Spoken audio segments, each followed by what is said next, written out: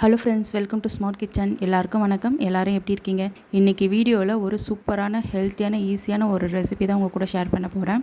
Carrot milk கீர். இது பார்க்குறதுக்கும் சாப்பிட்றதுக்கும் அவ்வளோ சூப்பராக இருக்கும், டேஸ்ட்டாக இருக்கும். இது ஒரு ஹெல்த்தியான ரெசிபியும் கூட. குழந்தைங்க இன்னும் வேணும்னு கேட்பாங்க.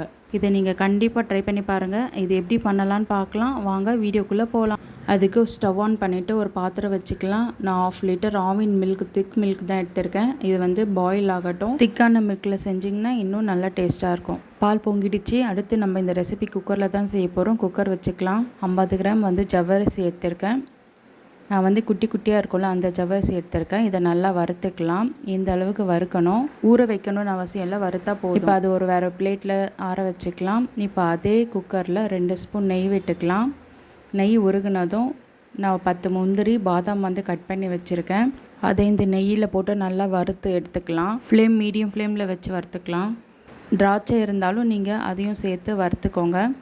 இந்த அளவுக்கு வறுத்தாச்சு. அதை ஒரு பிளேட்டில் மாற்றிக்கலாம். அதே நெய்யில் 2 கேரட் வந்து இந்த மாதிரி துருவி வச்சுருக்கேன். அதை வந்து இந்த நெய்யில் வந்து நல்லா வதக்கிக்கலாம்.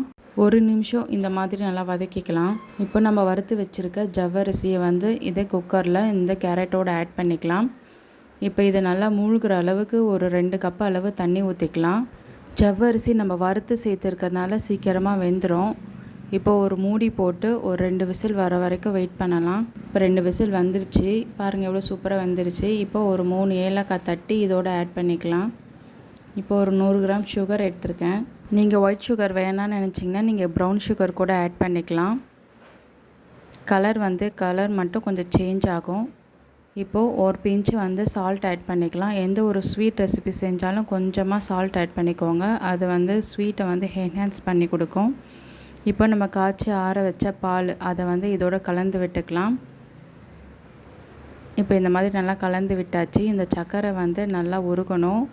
உருகி லைட்டாக ஒரு கொதி வரணும். இந்த மாதிரி ஒரு கொதி வந்தோடனே நம்ம வறுத்து வச்ச முந்திரி, பாதாம் வந்து இதோட ஆட் பண்ணிக்கலாம். லாஸ்ட்டில் ஃபைனலாக மேலே வந்து 1 ஸ்பூன் நெய் விட்டு இறக்குனிங்கன்னா அந்த நெய் வாசனை நல்லா சூப்பராக இருக்கும் சாப்பிடும் போது. அவ்வளோதான் ஃப்ரெண்ட்ஸ், நம்மளோட கேரட் மில்க் கீர் வந்து ரெடி ஆகிடுச்சு. இதே மாதிரி நீங்கள் செஞ்சு கொடுங்க. உங்கள் குழந்தைங்க இன்னும் வேணும்னு கேட்பாங்க. இந்த வீடியோ உங்களுக்கு பிடிச்சிருந்தால் மறக்காமல் லைக் பண்ணுங்கள், ஷேர் பண்ணுங்கள், நம்ம சேனலை சப்ஸ்கிரைப் பண்ணுங்கள், பக்கத்தில் இருக்க பெல் பட்டன் கிளிக் பண்ணுங்கள். பை ஃப்ரெண்ட்ஸ், நாளைக்கு இன்னொரு வீடியோவில் பார்க்கலாம்.